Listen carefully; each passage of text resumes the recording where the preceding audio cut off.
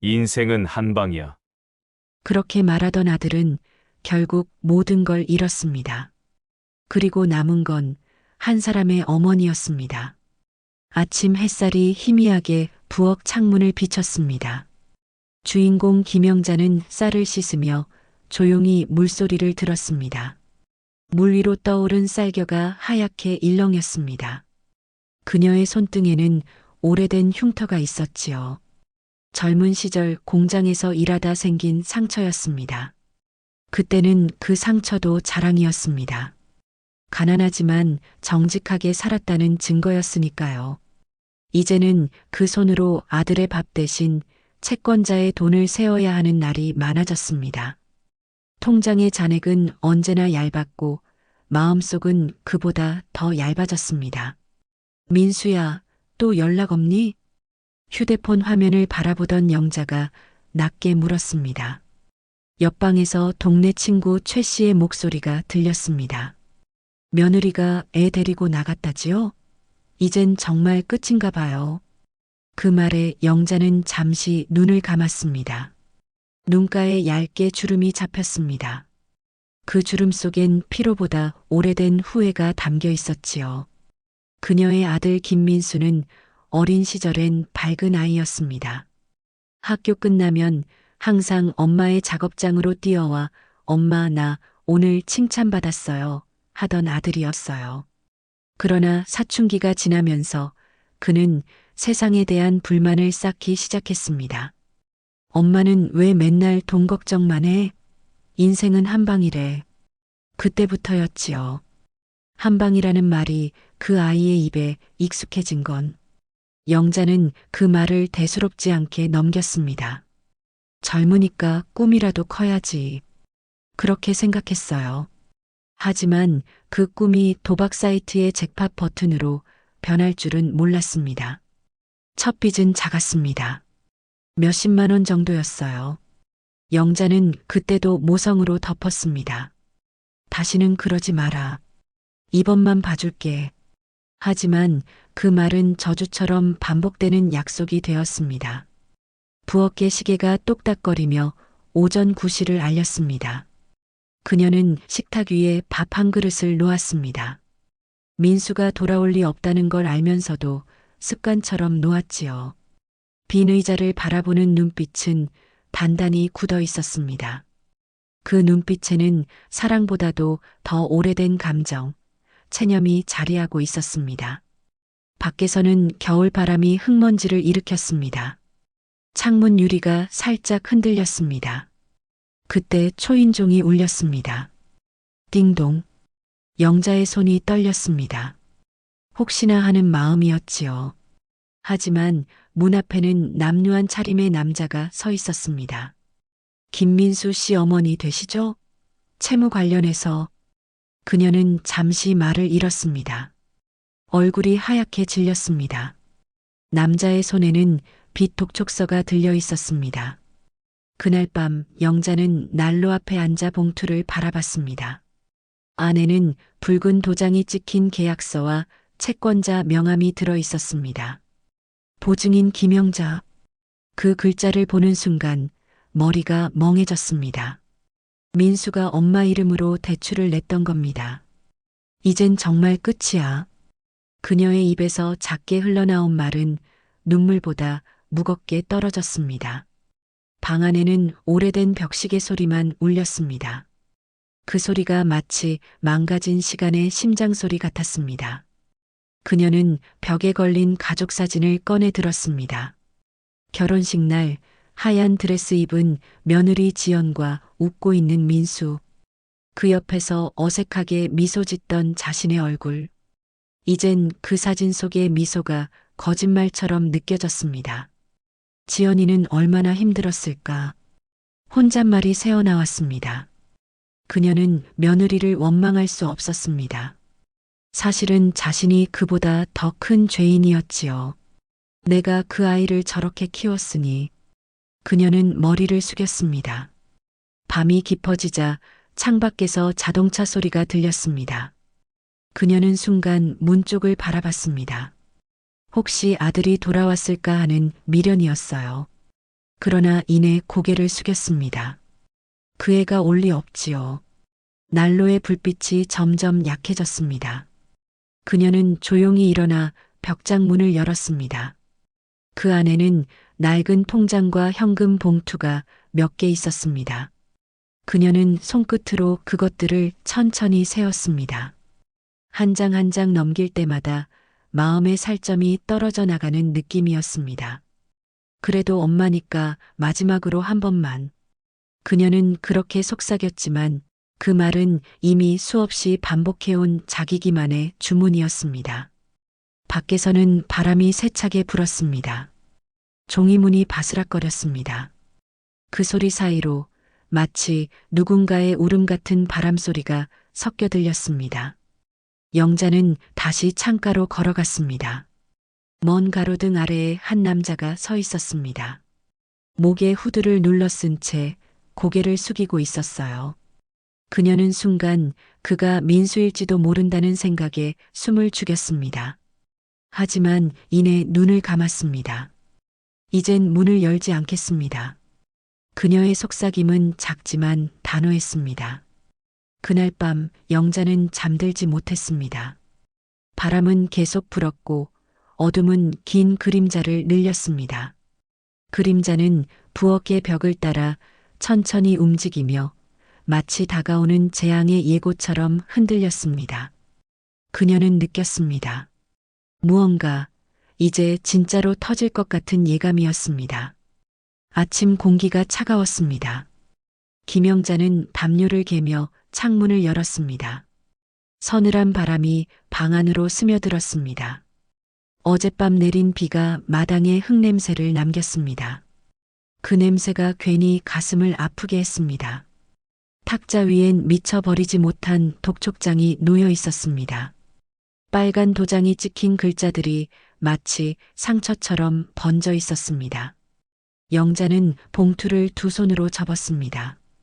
손끝이 하얗게 떨렸습니다. 그때 현관문이 조심스레 열렸습니다. 박지연이 아이의 손을 잡고 들어왔습니다. 오랜만에 보는 얼굴이었지만 인사는 없었습니다. 지연의 얼굴은 말없이 굳어 있었고 아이는 낯선 공간을 조심스레 둘러보았습니다. 왔니? 영자는 낮게 말했다. 지연은 고개를 숙였습니다. 죄송해요, 어머니. 그녀의 목소리는 가늘고 단호했습니다. 민수는 그날도 보이지 않았습니다.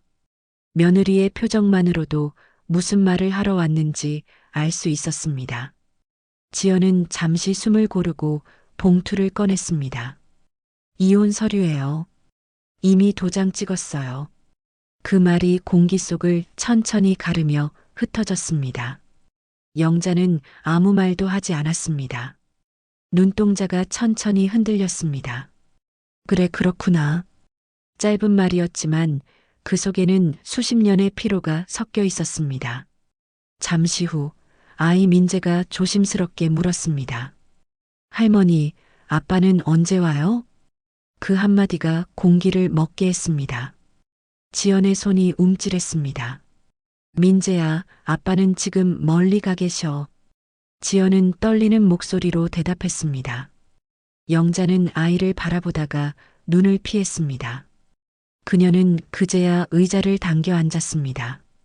지연아, 너도 많이 힘들었겠지. 네. 버티려고 했어요. 그래도 아이 앞에선 아무렇지 않은 척 했어요. 지연의 목소리가 조금씩 흔들렸습니다. 근데 더는 안 되겠어요. 하루에도 10번씩 전화가 와요. 돈 빌려달래요. 욕도 하고 저도 이제 무서워요. 그녀의 말이 끝나자 영자는 천천히 손을 내밀었습니다.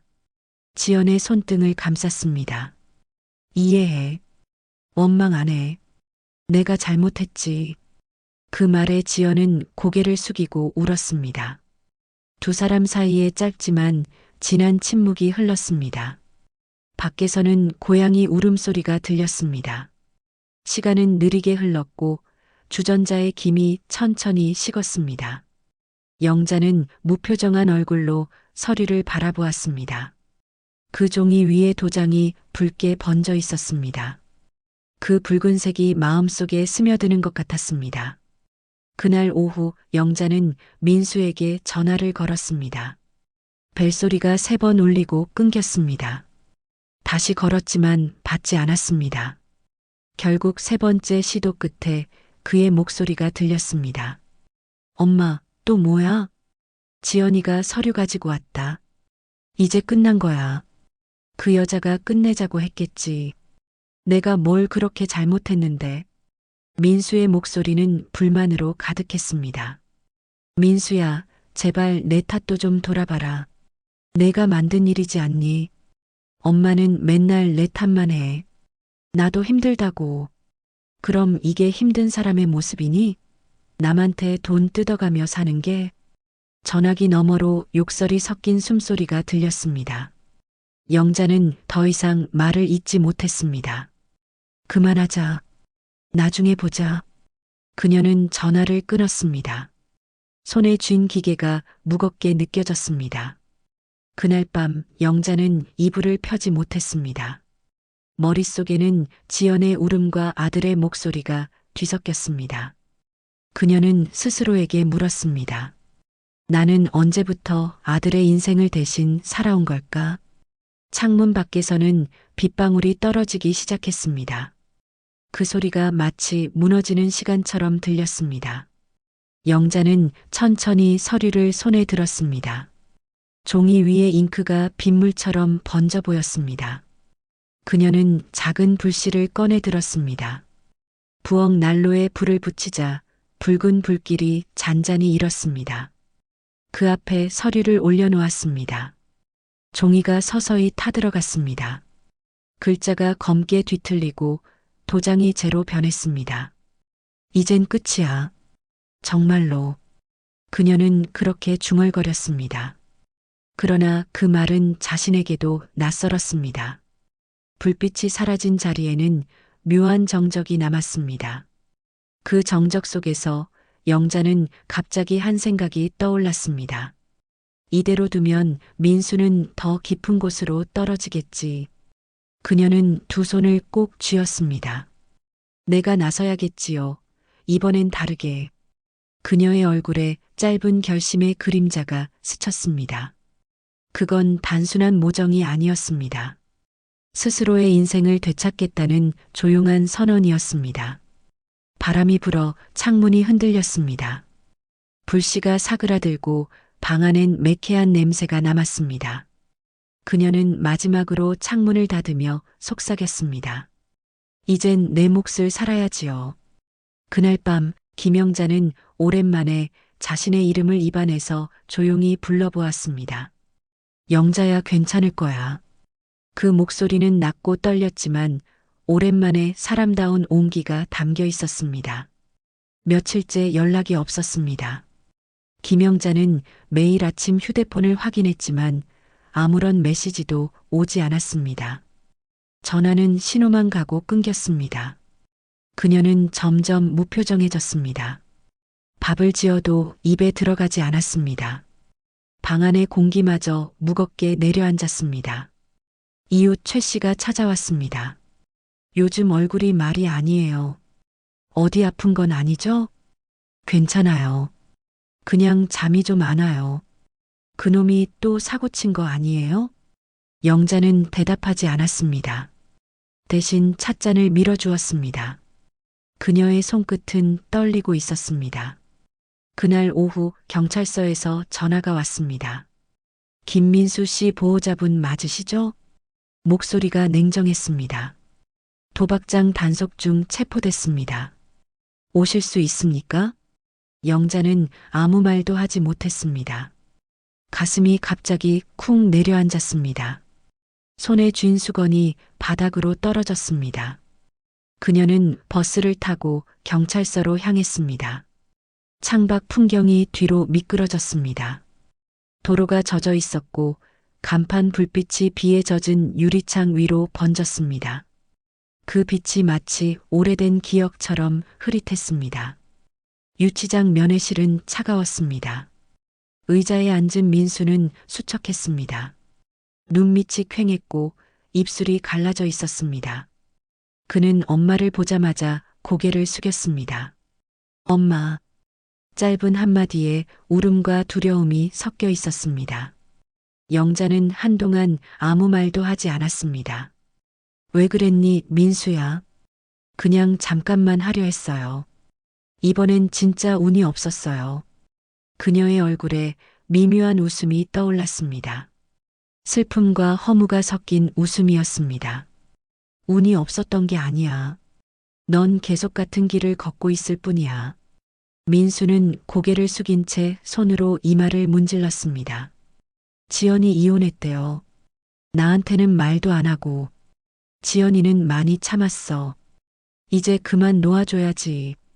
엄마는 왜 항상 내 편 안 들어요. 편이란 건 잘못을 감싸는 게 아니야. 잠시 침묵이 흘렀습니다. 벽식의 초침 소리만 또렷했습니다. 그녀는 유리창 너머로 아들의 손목을 보았습니다. 수갑 자국이 희미하게 남아 있었습니다. 그 모습이 마치 지난 세월의 흔적처럼 보였습니다. 면회가 끝나고 밖으로 나왔습니다. 공기는 차갑고 바람은 매서웠습니다. 버스 정류장 벤치에 앉은 영자는 눈을 감았습니다. 멀리서 버스가 들어왔지만 타지 않았습니다. 대신 조용히 한숨을 내쉬었습니다. 그녀는 생각했습니다. 이 아이를 언제까지 이렇게 두어야 할까? 한편으로는 불쌍했고 한편으로는 지쳤습니다. 가슴 안에서 두 감정이 부딪혔습니다. 그날 밤 집으로 돌아온 영자는 불을 켜지 않았습니다. 불빛 없이 부엌의 의자에 앉았습니다.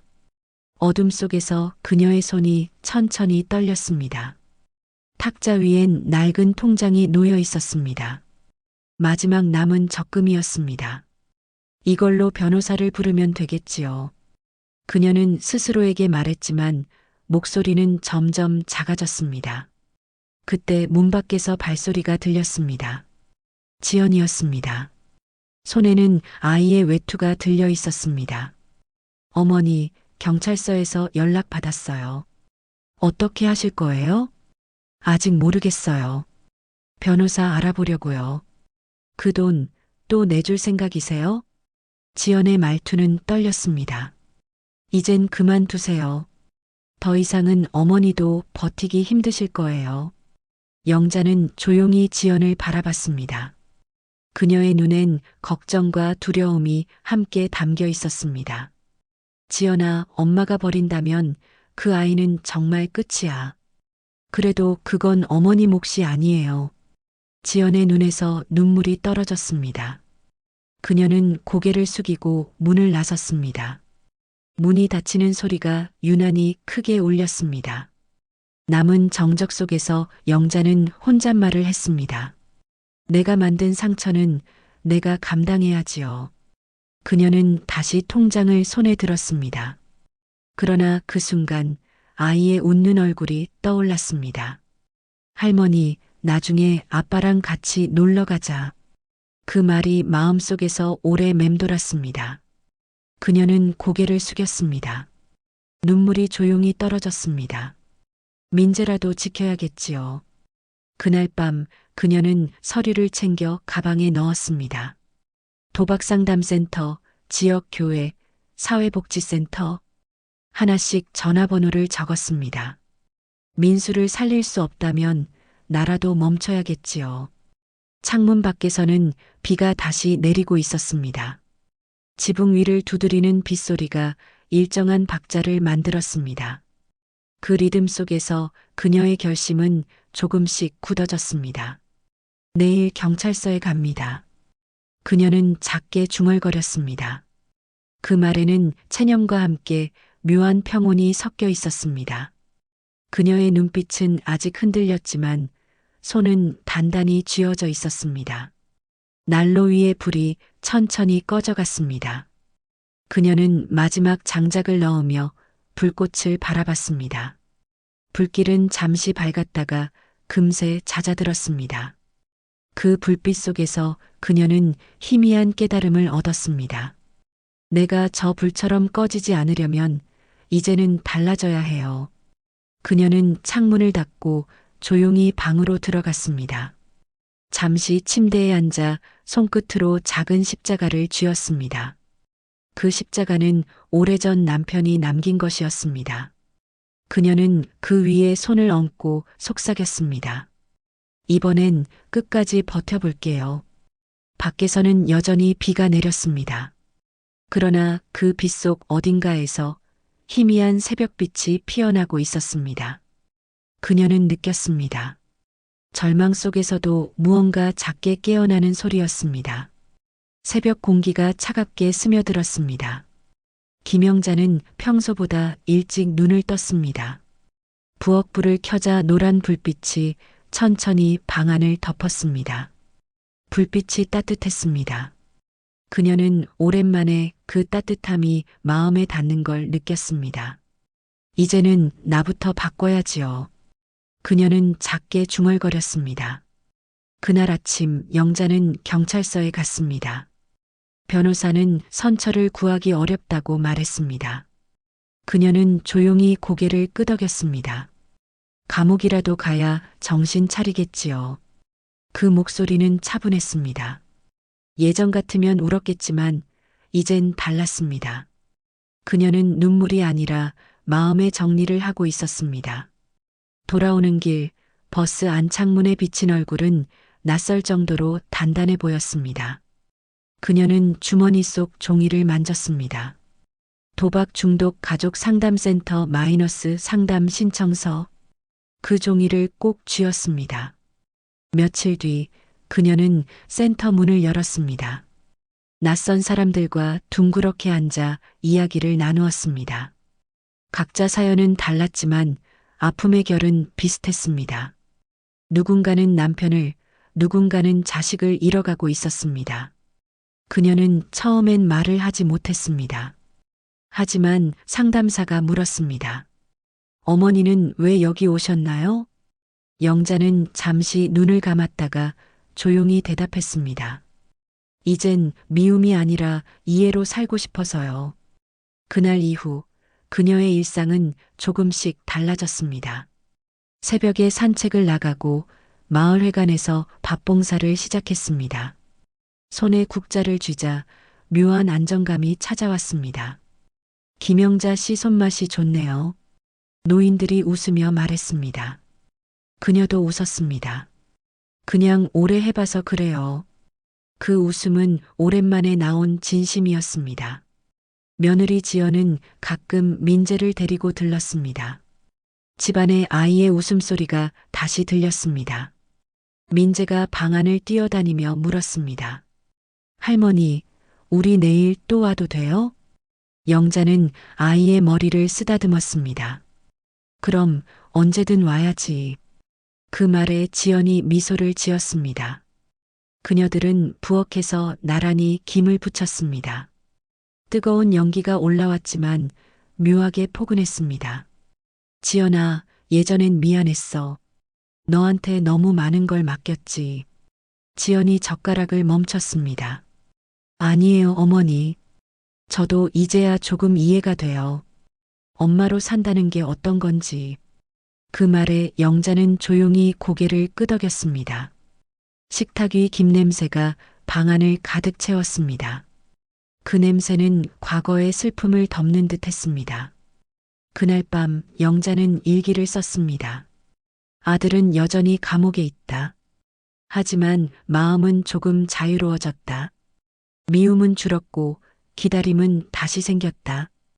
이제는 내가 먼저 빛을 켜야 한다. 창문 밖엔 봄비가 내리고 있었습니다. 그녀는 조용히 창문을 열었습니다. 빗소리가 부드럽게 들려왔습니다. 비 냄새 속엔 새싹의 향이 섞여 있었습니다. 그녀는 작은 화분 하나를 창가에 올려두었습니다. 며칠 전 민재가 심어준 봉선화였습니다. 할머니, 이거 잘 키워야 돼요. 꽃 피면 소원 이뤄진대요. 그 말이 떠올라 그녀는 미소를 지었습니다. 손끝으로 봉선화 잎을 살짝 만졌습니다. 작은 생명은 조용히 자라고 있었습니다. 그녀는 속삭였습니다. 민수야, 내가 다시 돌아올 그날까지 나 이 집의 불을 지킬게. 방 안의 조명이 부드럽게 흔들렸습니다. 그 빛 아래에서 그녀의 얼굴은 평온했습니다. 이제 그 눈빛엔 두려움 대신 희미한 희망이 자리하고 있었습니다. 아직 풀리지 않은 일들이 많았습니다.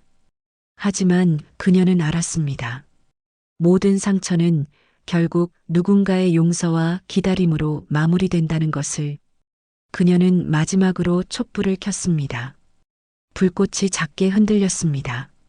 그 빛이 방 안을 천천히 물들였습니다. 괜찮아요. 이제는 진짜 괜찮아요. 그녀의 목소리가 잔잔히 번졌습니다. 바깥에서는 비가 먹고 희미한 아침 햇살이 들기 시작했습니다. 그녀는 창가로 다가가 빛을 맞았습니다. 눈을 감은 채 천천히 숨을 들이켰습니다. 새로운 하루가 그렇게 시작되고 있었습니다. 햇살이 부드럽게 마당을 덮었습니다. 겨울 내내 얼어붙었던 흙 위에 새싹이 고개를 내밀었습니다. 김영자는 빗자루를 들고 마당을 쓸었습니다. 먼지가 아니라 묵은 시간이 날아가는 듯 했습니다. 이제 진짜 봄이네요. 지연이 담 너머로 인사했습니다. 손에는 작은 봉투가 들려 있었습니다. 민재 학교 입학식이에요. 어머니도 같이 가실래요? 영자는 미소를 지었습니다. 그래야지요. 저도 오늘은 새 옷을 꺼내야겠네요. 그녀는 오래된 장롱을 열었습니다. 그 안엔 남편이 생전에 사주었던 연한 분홍빛 코트가 걸려 있었습니다. 한동안 꺼내지 않았던 옷이었습니다. 천천히 먼지를 털어내며 거울 앞에 섰습니다. 거울 속의 얼굴은 예전보다 부드러워져 있었습니다. 학교 운동장에는 사람들로 붐볐습니다. 아이들의 목소리가 하늘로 퍼졌습니다. 민재는 새 교복을 입고 영자에게 손을 흔들었습니다. 할머니, 나 1등 할 거야. 그래, 민재야. 천천히 해도 괜찮아. 그녀의 말에 아이가 활짝 웃었습니다. 지연은 옆에서 조용히 속삭였습니다. 어머니, 요즘 얼굴이 좋아지셨어요. 그래요? 이제 조금 마음이 편해졌나 봐요. 그녀는 하늘을 올려다보았습니다. 흰 구름이 천천히 흘러갔습니다. 며칠 후, 영자는 한 통의 편지를 받았습니다. 봉투에 적힌 이름은 김민수였습니다. 가슴이 조용히 떨렸습니다. 봉투를 조심스럽게 열었습니다. 엄마, 처음으로 제 손으로 편지를 써요. 이제야 알겠어요. 엄마가 왜 그렇게 울었는지, 왜 그 말을 반복했는지. 나는 늘 한방을 꿈꿨지만 진짜 한방은 사람의 마음이 변하는 거였네요. 안에서 상담을 받고 있어요. 책도 읽고 하루에 한 줄씩 일기를 써요. 아직 멀었지만 언젠가 엄마한테 미안하다고 직접 말하고 싶어요. 민재 잘 지내죠? 그 아이한테 꼭 전해주세요. 아빠가 다시 사람답게 살겠다고. 엄마 고마워요. 민수 드림. 영자는 손끝으로 편지를 오래 쥐었습니다. 눈물이 뺨을 타고 천천히 흘렀습니다. 그 눈물은 슬픔이 아니라 가벼운 안도였습니다. 그녀는 그날 저녁 밥상을 차렸습니다. 민재와 지연이 함께 앉았습니다. 오늘은 된장찌개가 유난히 맛있어요. 지연의 말에 영자가 웃었습니다. 새 마음으로 끓였거든요. 민재가 숟가락을 들다가 물었습니다. 할머니, 아빠 언제 와요? 조금만 더 기다리자. 사람이 달라지는 데는 시간이 필요하대. 그녀의 말은 단단하고 따뜻했습니다. 식사 후 세 사람은 마당에 나와 앉았습니다. 달빛이 고요하게 내리고 개나리가 담장 너머로 노랗게 피어 있었습니다. 민재가 손에 편지를 들고 속삭였습니다. 아빠가 꼭 약속 지켰으면 좋겠어요. 응, 우리도 그 약속 지켜주자.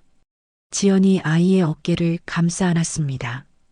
영자는 그 모습을 조용히 바라보았습니다. 그녀의 눈가에는 미소가 번졌습니다. 그 웃음은 지난 세월의 무게를 이겨낸 사람의 웃음이었습니다. 며칠 후 영자는 센터에 다시 들렀습니다. 상담사가 그녀를 반갑게 맞았습니다. 표정이 많이 밝아지셨어요. 편지를 받았어요. 아들이 조금 변했더라고요. 그게 시작이에요. 어머니도 이제 삶을 돌보세요. 네, 이제 제 삶도 챙기려고요. 그녀는 그렇게 답하며 잔잔히 웃었습니다. 센터를 나서며 하늘을 올려다봤습니다. 봄 햇살이 눈부셨습니다. 손가락 사이로 빛이 스며들었습니다. 그녀는 속으로 중얼거렸습니다. 살아있다는 건 여전히 무언가를 바꿀 수 있다는 뜻이지요. 그날 저녁 그녀는 민재와 함께 화분에 물을 주었습니다. 봉선화가 드디어 꽃을 피우고 있었습니다. 작은 주황빛 꽃잎이 햇살을 받아 반짝였습니다. 민재가 소리쳤습니다. 할머니, 진짜 피었어요. 그래, 봄이 왔네. 그녀는 아이의 손을 잡았습니다. 민재야, 이 꽃처럼 살자. 천천히 하지만 끝까지 피어나는 사람으로. 응, 할머니도 약속? 그래, 약속이지. 그날 밤 그녀는 마지막으로 일기를 썼습니다. 오늘 봉선화가 피었다. 세상은 여전히 복잡하고 상처는 완전히 사라지지 않았다. 그래도 괜찮다. 상처가 있다는 건 여전히 사랑이 있다는 뜻이니까. 창문 밖에서는 봄바람이 살짝 불었습니다. 커튼이 흔들리고 달빛이 책상 위로 내려앉았습니다. 그녀는 눈을 감고 조용히 기도했습니다. 이젠 미워하지 않게 해주세요. 그저 사랑하며 기다릴 수 있는 사람이 되게 해주세요. 그 기도는 바람을 타고 천천히 흩어졌습니다.